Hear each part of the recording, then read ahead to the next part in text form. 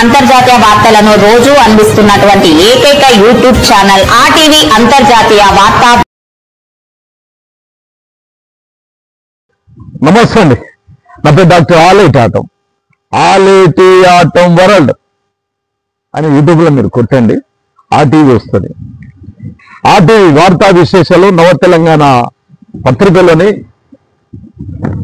Comrade Tammineni Veerabhadram గారు, భారత communist party Marxist Telangana మాజీ రాష్ట్ర ప్రధాన కార్యదర్శి, ఇప్పుడు కేంద్ర కమిటీ సభ్యులు, ఆ పెద్దలు, బహుముఖ ప్రజ్ఞశాలి, ఉద్యమ నేత, విప్లవకర జీవితాన్ని అనుభవిస్తూ జాతీయ అంతర్జాతీయ పరిస్థితుల్లో సశాస్త్రమైన సైంటిఫిక్ విశ్లేషణలు చేయడంలో ఆయన గారు చాలా దిట్ట. ఇంతకుముందు మనం ఒక వ్యాసం ఇటీవల మనం అధ్యయనం చేస్తూ విశ్లేషిస్తూ అనాలిసిస్ చేస్తున్నాం. ఇప్పుడు కూడా చూద్దాం. ఇరాన్ పై ఇజ్రాయెల్ దాడి అమెరికా అహంకారానికి పరాకాష్ట. అంటే ఈ వ్యాసం ఎప్పుడైతే రాసిన తర్వాత మళ్ళీ అమెరికా కూడా దాడి జరిగింది అన్నట్టు. అయితే ఇప్పుడు జరిగిన లేటెస్ట్ అంశాలు ఆ కామ్రేడ్ తమ్మినేని వీరభద్రం గారు రాసినప్పటి విషయాలు మనం సమన్వయం చేసుకుంటే మనం అధ్యయనం చేద్దాం. ఈ నెల 13న ఇజ్రాయెల్ దేశం ఇరాన్ పై మిసైళ్లతో దాడి చేసి యుద్ధం ప్రకటించింది. అమెరికా కూడా చేసింది. ఈ దాడిలో ఇరాన్ అణు ఉత్పత్తి స్థావరాలు కొన్ని దెబ్బతినడంతో పాటు ఇప్పుడు చాలా దెబ్బతిన్నాయి. అణు శాస్త్రవేత్తలు, మిలిటరీ ఆఫీసర్లు చాలా మంది మరణించారు. ఇప్పుడు ఇంకా మరణిస్తా ఉన్నారు.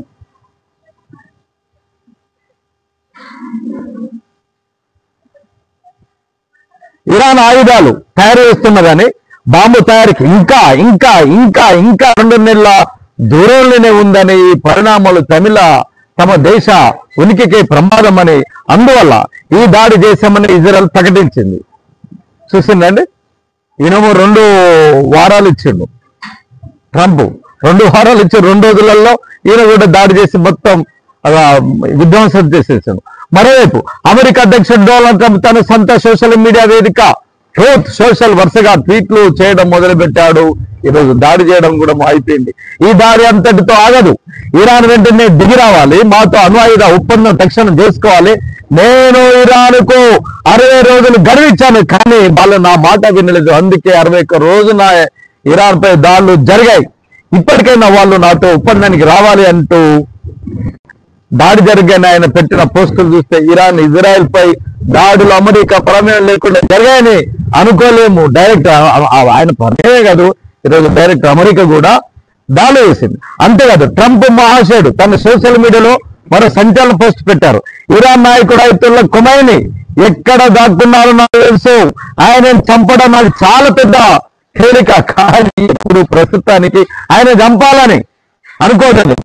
కానీ ఇరాన్ వెంటనే మాతో ఒప్పందానికి రావాలి.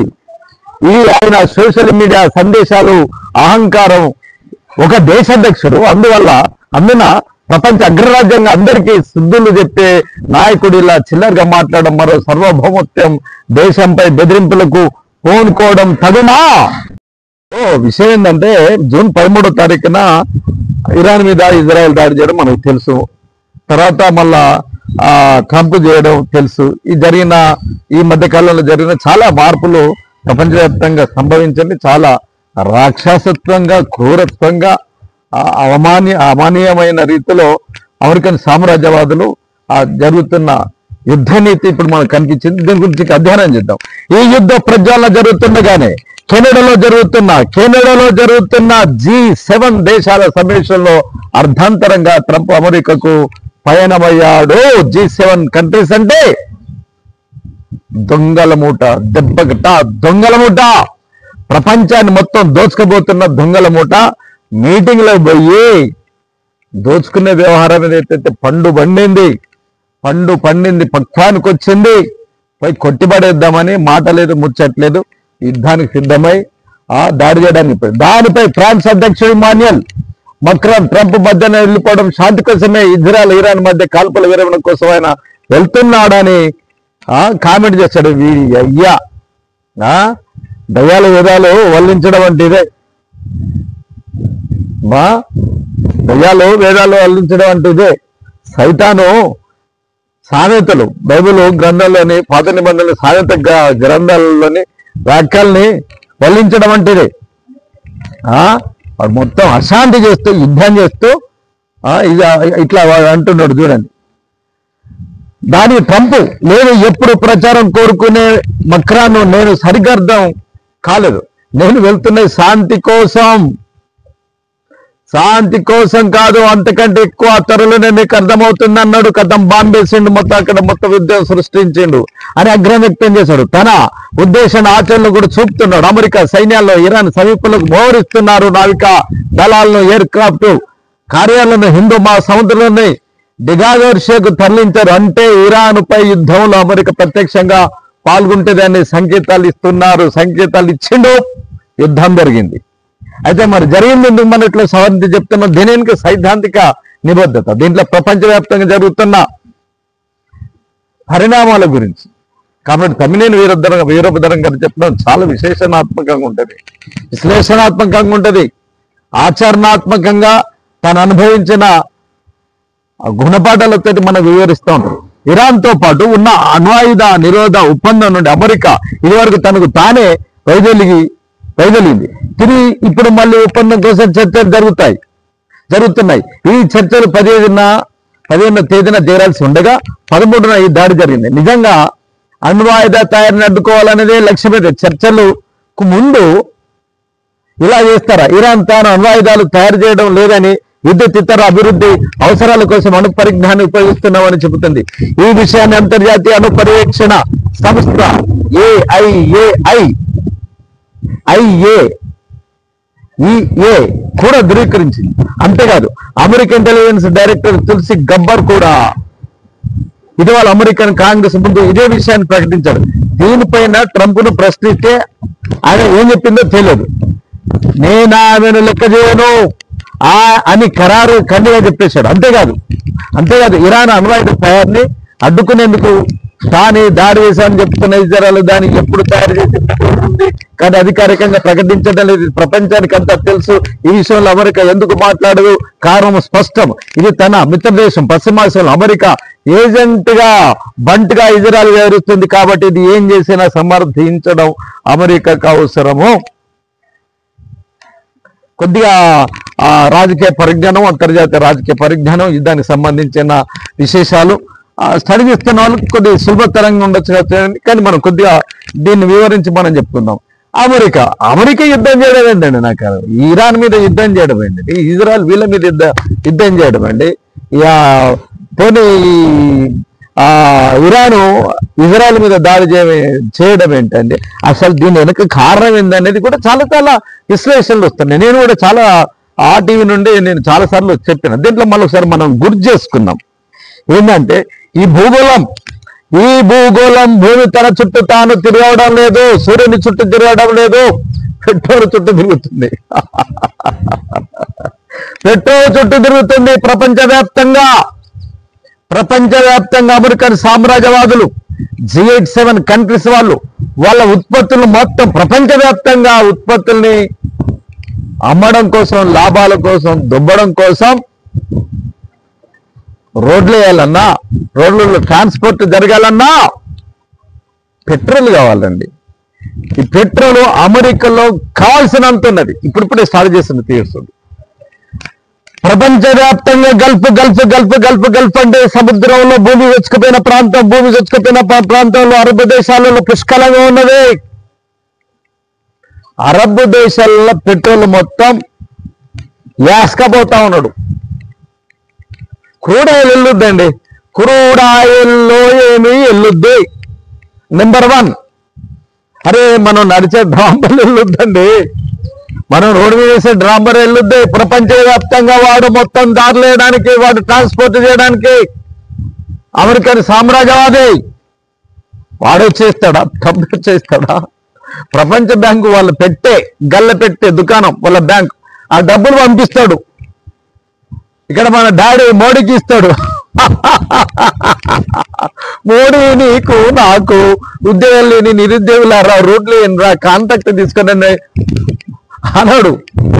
అరే మోదానే ఆదాని ఉన్నాడు కదా, మోదానికి ఇచ్చేస్తాడు. ఇక్కడ అబ్దుల్లాపూర్ మెట్టు దగ్గర పడితే భారతదేశంలో జరిగే రోడ్లు మొత్తం ఆదాని. అయితే చూడు దొంగలు ఊళ్ళు పంచుకున్నట్లు పెట్రోల్ నుండి క్రూడ్ ఆయిల్ తీస్తే డ్రాంబర్ తీయడం ఒక భాగం. 2 గ్రీస్ వెళ్ళుద్ది కదండి. గ్రీస్ మనం దాంట్లో తీస్తూ ఉంటాం కదా, దేంట్లో ఆయిల్ ట్రాక్టర్లకు కానీ లారీలకి పెడతాం కదా, గ్రీసు. పెయింట్స్, దానికి ముందు మళ్ళీ ప్లాస్టిక్.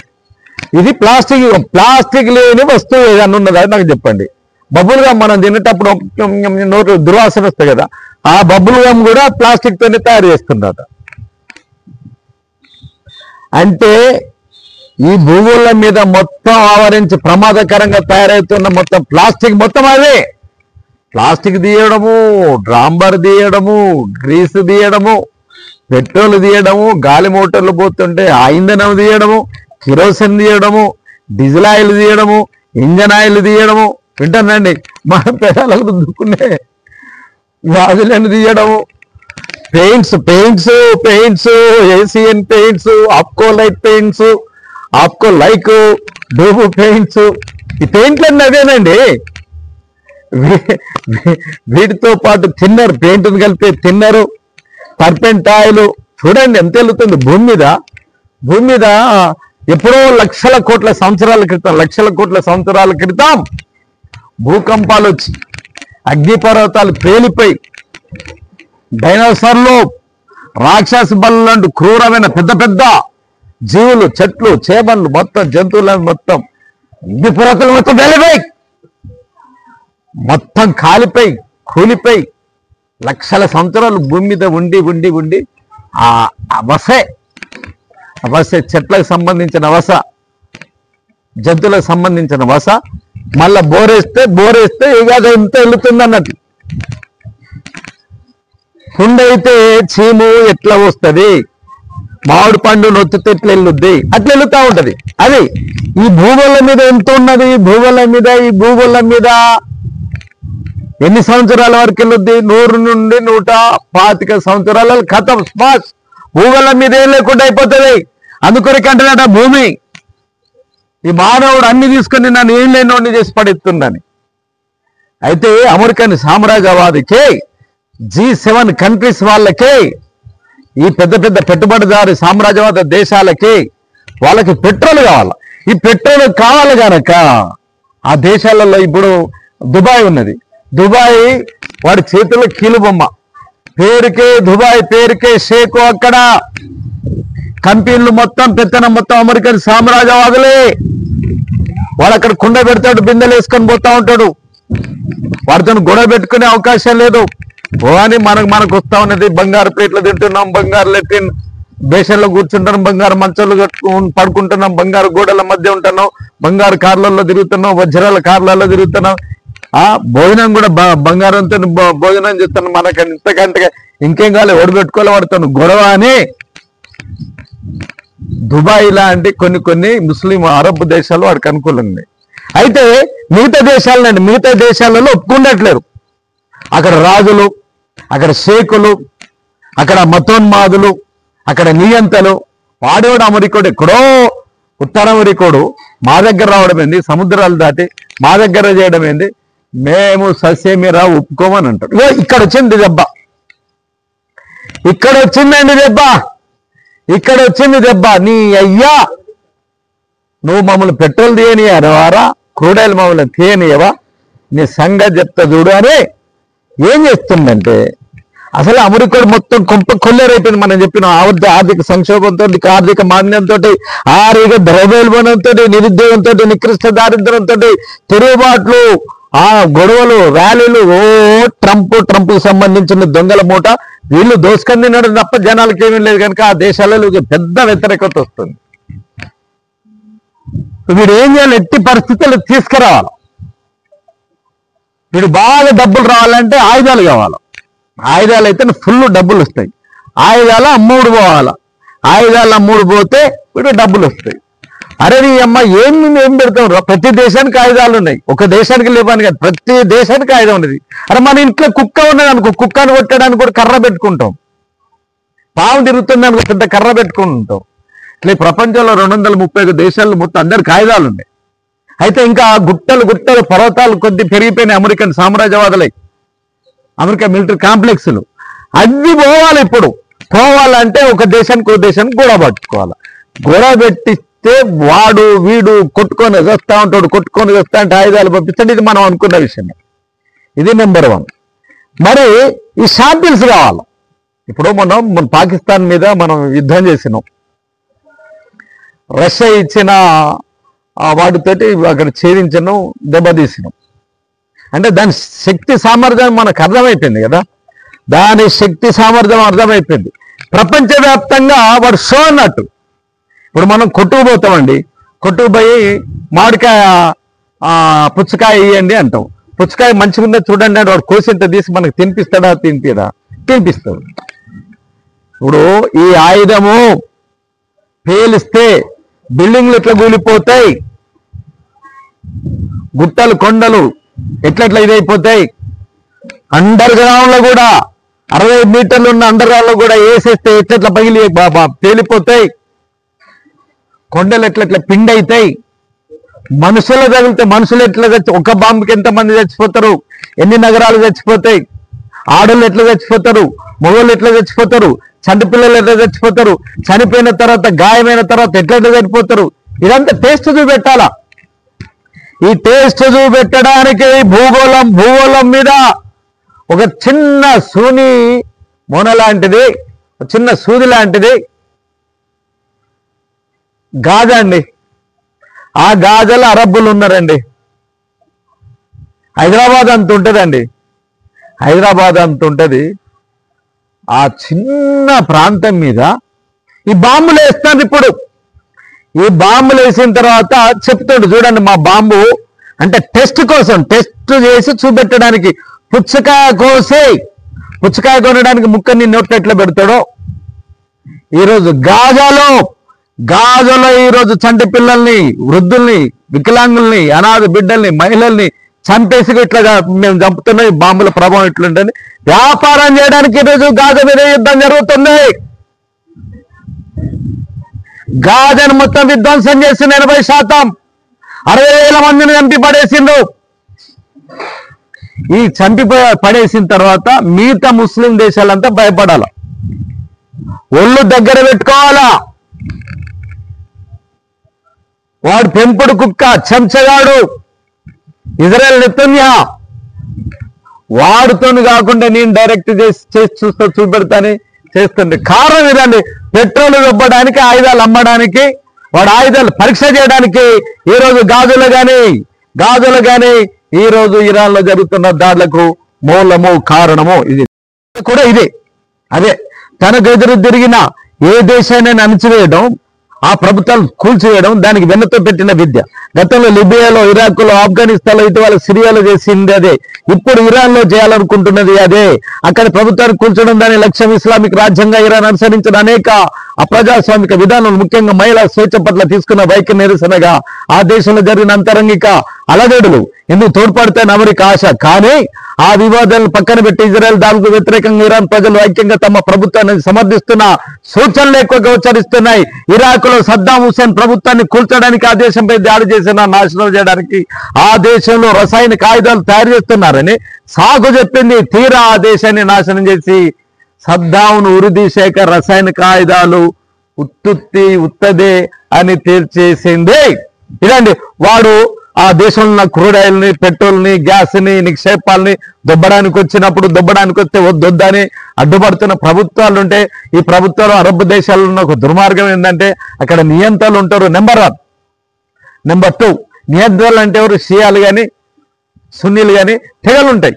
ఇక్కడ మాలమాదిగలు, ఇక్కడ అగ్రవర్ణాలు, బ్రాహ్మణులు, మాలమాదిగలు ఎట్లుంటారు, అక్కడ జాతులు ఉంటాయి అన్నట్టు. ఆ ప్రాంతాల్లో వాళ్ళు ఎక్కువ ఉంటే తక్కువ వాళ్ళని వీళ్ళని ఇది చేయడం, వీళ్ళు ఉంటే వాళ్ళని అక్కడ చేయడం. భారతదేశంలో ఎట్లా జరుగుతున్నాయి హిందూ ముస్లింల ఘర్షణలుగా అలా జరుగుతూ ఉంటాయి. జరగడంతో పాటు ఇప్పుడు ఇక్కడ ఏమవుతుందంటే ఈ మతోన్మాదం, ఇస్లామిక్ మతోన్మాదంతో బాగా స్వేచ్ఛ లేకుండా, ఆధునిక జీవితం గడపలేకుండా ఆంక్షలు పెట్టి చేస్తూ ఉంటారు. అయితే వీడు ఏం చేస్తుందంటే అమెరికన్ సామ్రాజ్యవాది, మీ ఇంట్లో దోమలున్నాయి, మీ ఇంట్లో ఈగలున్నాయి, మీ ఇంట్లో బొద్దింకలున్నాయి, వీటికి మూల కారకుడు మీ పాలకుడిని ఖతం చేసి పడేస్తాం, చంపేస్తాం, మీరంతా మాకు సహాయం చేయండి అని వీళ్ళు డ్రామాలు ఆడతారు అన్నట్టు. డ్రామాలు ఆడి ఏం చేస్తానంటే ఇంతకుముందు లిబియాలో కానీ, ఇరాక్లో కానీ, ఆఫ్ఘనిస్తాన్లో కానీ ఇట్లనే జరిగింది. ఇట్లనే జరిగిన తర్వాత వాళ్ళు ఈయనకు అనుకూలంగా ఉంటేనేమో ప్రపంచ దేశభక్తులు అంటాడు, అనుకూలంగా లేరనుకో వాళ్ళు దేశద్రోహులు, శాంతి కామకానికి యుద్ధోన్మాదులు, నియంతలని వాడు బట్టగాల్చి చేస్తాడండి. ఈ రోజు ఇరాన్ లో కూడా అట్లనే చేయాలనుకోండి. మనం ఇక్కడ జరిగింది భారతదేశంలో ఒక పెద్ద ప్రాపగండ జరిగింది. పాల్గాన్లో ముస్లింవా హిందువా, నీ సున్నతి చేసుకున్నావా, ఇది గోరంతల్ని కొండంతల్ని సోషల్ మీడియా చేసి వాడు 26 మందిని చంపేస్తే ఇక్కడున్న 25 కోట్ల మందిని మైనారిటీ బిడ్డలు చంపేయాలని భారతీయ జనతా పార్టీ ఇక్కడ సందు దొరికితే అక్కడ RSS వాళ్ళు ఇట్లా ప్రచారం చేసింది కదా. ఏం జరిగింది పాకిస్తాన్ మీద? ఇక్కడ హిందూ ముస్లిం క్రైస్తవులు ఒక్క బిడ్డలు క్రేష్ దగ్గర మొదలు పెడితే అందరూ మూకమ్మడిగా ఎట్లా ఉరికించి తరిమిందో పాకిస్తాన్ అని మన గవర్నమెంట్, చేతగాని గవర్నమెంట్ అమెరికా చెప్పినట్లు విన్నది. మా కుక్క కాటు చెప్పు దెబ్బలాగా ఈరోజు ఇరాన్ లో కూడా అమెరికన్ పప్పులు ఉడకట్లే. అక్కడ వాస్తవం, అక్కడ ఖొమైనీ మీద, అక్కడ మూఢత్వం మీద, మూర్ఖత్వం మీద వ్యతిరేకత ఉన్నప్పుడు కూడా నా దేశాన్ని కాపాడుకోవాలనే ఓ పట్టుదల తోటి అక్కడ ఉన్నదండి. లిబియాలో గడాఫీని కానీ, ఇరాక్ సంగతి ఏంటి పాపం? ఇరాక్ అనేది ఇరాన్ మధ్యలో నది ఉన్నదండి. ఆ నది విషయంలో కూర్చొని మాట్లాడితే అయిపోను. చిన్న నది జలాల విషయంలో, వివాదం విషయంలో నిప్పు పెట్టిండండి. 10 సంవత్సరాల ఇరాక్ సద్దాం హుస్సేన్కి, ఎంతమంది కోమెన్కి యుద్ధం జరిగితే అటాయుధాలు పంపించుడు, ఇటాయుధాలు పంపించడం, అమెరికా లాభపడు, కథ పెట్రోల్ అంత ఎత్తుకపోవడం, అట్లా వీళ్ళని చంపి పడేసేసిండు. రసాయనిక ఆయుధాలు లేనేలేవు. సద్దాం హుస్సేన్ మొత్తం ఇరాక్ను మొత్తం పీల్చేసేసిండు, పెట్రోల్ అంతా పీల్చేసి ఆయనను కూడా చంపేసింది. తీరా చూస్తే అక్కడ కూడా ఏం లేదు. ఈరోజు ఇరాన్లో కూడా అక్కడ అణు ఆయుధాలు తయారు చేసే మాట అబద్ధం. ఎట్లా అబద్ధం ఇప్పుడు మనం చదువుదాం. పరమైన ఆయిల్, గ్యాస్, ఇతర సహజ వనరులన్నీ ప్రాంతం, దానిపై ఆధిపత్యం, సంపదల దోపిడీ, అమెరికన్ సామ్రాజ్యవాదుల కార్పొరేట్ శక్తుల లక్ష్యం. ఈ ప్రయోజనాల లక్ష్యానికి సామ్రాజ్యవాదులు ప్రతినిధిగా ఇజ్రాయెల్ వ్యవహరిస్తుంది. అమెరికా ఆధిపత్యానికి వ్యతిరేకంగా పోరాడుతున్న శక్తులకు ఇరాన్ అండదండలు ఇస్తుంది. లెబనాన్లో హిజ్బుల్లా, యెమెన్లో హౌతీలు, గాజాలో హమస్ సంస్థలు, ఇంకా ఇరాక్, సిరియా దేశాలలో మిలిటెంట్ గ్రూపులు ఇజ్రాయెల్ కు అమెరికాకు వ్యతిరేకంగా పోరాడుతున్న ఈ శక్తులను అణచివేయడం, తన పెత్తనాన్ని ఈ ప్రాంతంలో కొనసాగించడం అగ్రరాజ్యం లక్ష్యం. అందులో భాగమే గత ఏడాది అక్టోబర్ నుండి గాజాపై ఇజ్రాయెల్ దాడుల పరం సాగిస్తున్న నరమేధం ప్రపంచం చూస్తూనే ఉంది. ఇప్పటికే 60,000 మంది ప్రజలు ఈ ఊచకొత్తల ప్రాణాలు కోల్పోయారు. వీళ్ళు అత్యధికులు మహిళలే, పిల్లలే. చూసిందండి. ఇప్పుడు ఇక్కడ విషయం ఏంటంటే, తల్లైనా పిల్లల్ని కొడితే ఎందుకు కొడుతున్నామని నేను అంటారా అన్నారా? అరే మొత్తం దేశాలను కూల్చేసి పేల్చేసి దేశాధ్యక్షులని చంపేసి ఊరిపెట్టి నానా బీభత్సం చేస్తుంటే వాళ్ళ దేశాలు రక్షించుకోవడానికి అక్కడ యువత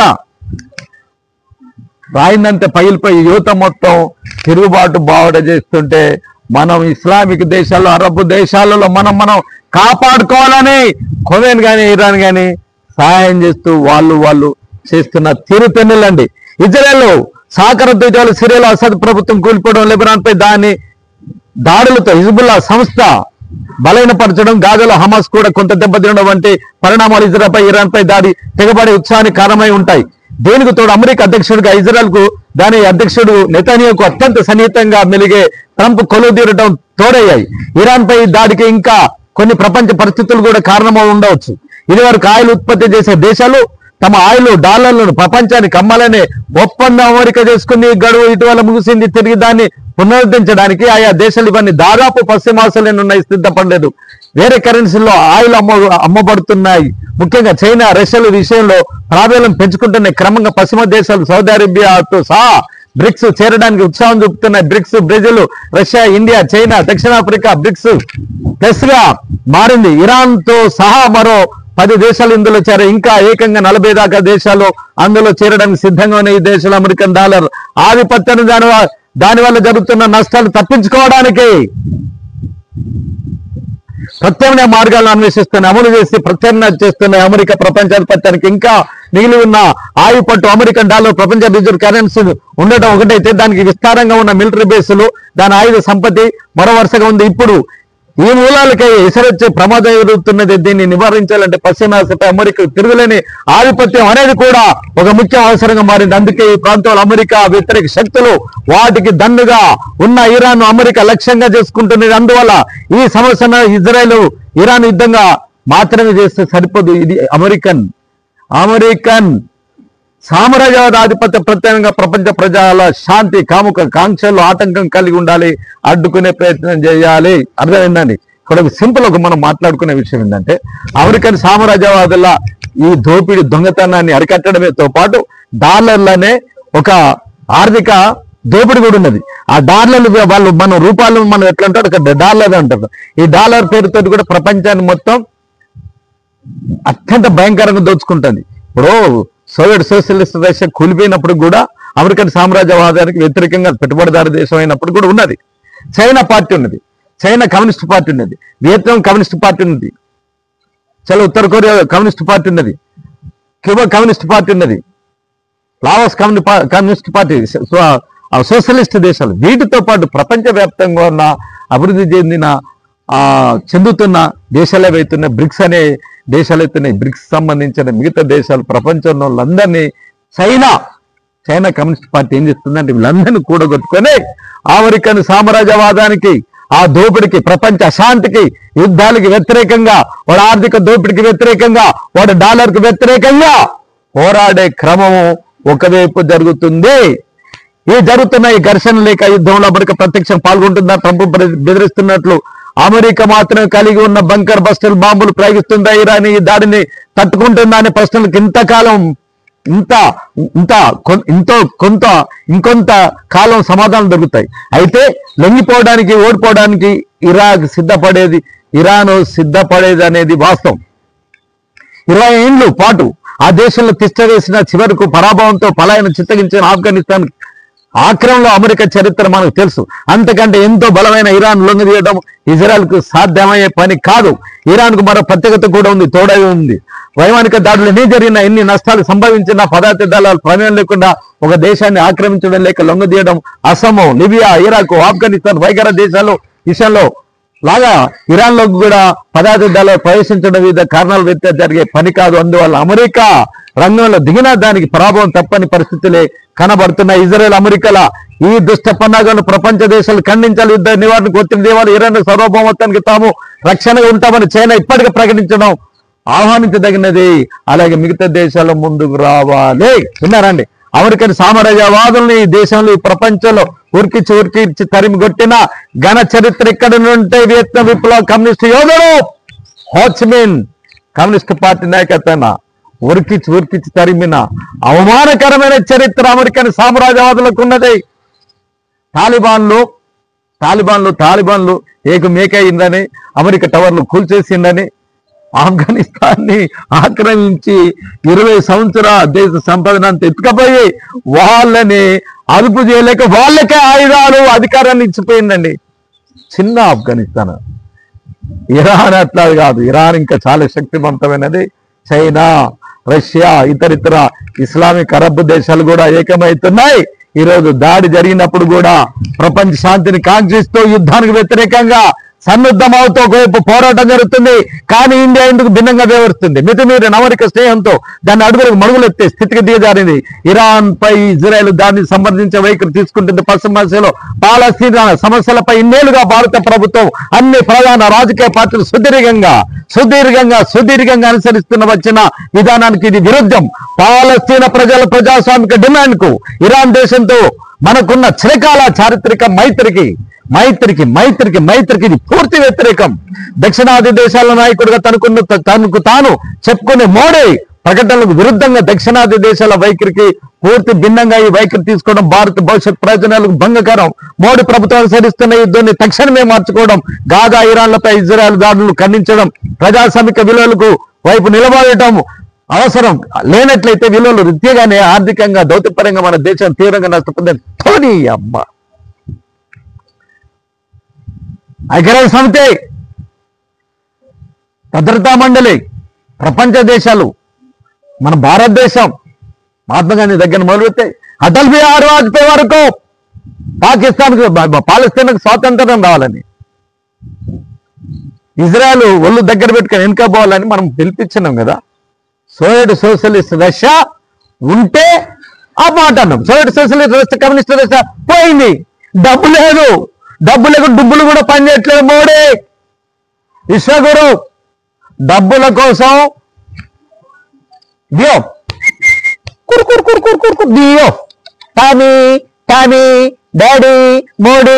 మన పరిస్థితి అమెరికన్ సామ్రాజ్యవాదుల చేత నీళ్లు తాగడానికి ప్రపంచ బ్యాంకు ఇచ్చే అప్పుల కోసం భారతదేశం నిన్ను నన్ను ఒక్కొక్కరిని 2 కోట్లకి కుదబెట్టి డబ్బులు లేక అమెరికన్ సామ్రాజ్యవాదానికి అమెరికా ట్రంప్ కు వ్యతిరేకంగా మాట్లాడితే డబ్బులు లేడని భయంతో మనం మాట మార్చేసినాం.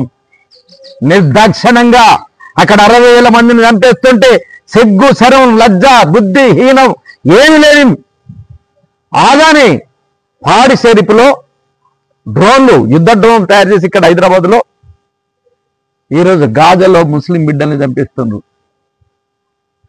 నీకు నాకు చెప్పకుండా, పార్లమెంట్ చెప్పకుండా, రాజకీయ పార్టీలకు చెప్పకుండా ఆదాని జో బైడెన్కి మెప్పులు పొందాలని, ట్రంప్ మెప్పులు పొందాలని ఆయుధాలు పంపిస్తే పట్టుకున్నారండి.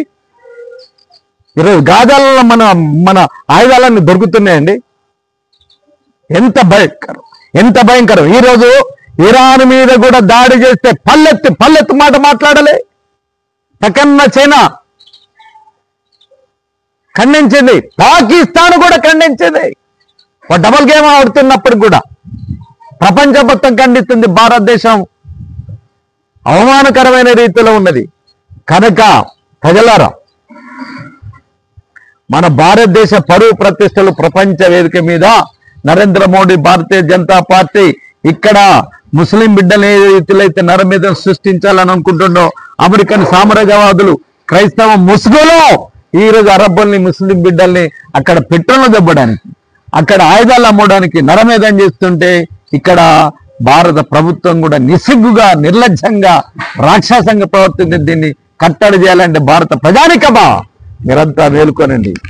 మేలుకోవాలా. వచ్చే నెల 9వ తారీఖున శ్రామిక వర్గం, కార్మిక వర్గం 30 కోట్ల మంది తిరుగుబాటు బావుట సమ్మె చేస్తున్న సందర్భాన్ని పురస్కరించుకొని మొత్తం వ్యతిరేకంగా, అమెరికన్ సామ్రాజ్యవాద యుద్ధానికి వ్యతిరేకంగా, ప్రపంచ శాంతిని కాంక్షిస్తూ భారతదేశంలో శ్రామిక వర్గం, కార్మిక వర్గం, కష్టజీవుల కోసం మనం అందరం కలిసి పనిచేయాలని ఆర్టీవీ కూడా సవినయంగా మీకు విజ్ఞప్తి చేస్తూ, ఇది ఈరోజు సంబంధించిన కామ్రేడ్ తమ్మినేని వీరభద్రం గారి వ్యాసానికి సంబంధించిన అధ్యయనం, విశ్లేషణ, ఎనాలిసిస్. ఇది సమాజ స్థాపన కోసం ఆర్టీవీ న్యూస్. ఈ వీడియో మీకు నచ్చినట్లయితే లైక్ చేయండి, షేర్ చేయండి, సబ్స్క్రైబ్ చేయండి.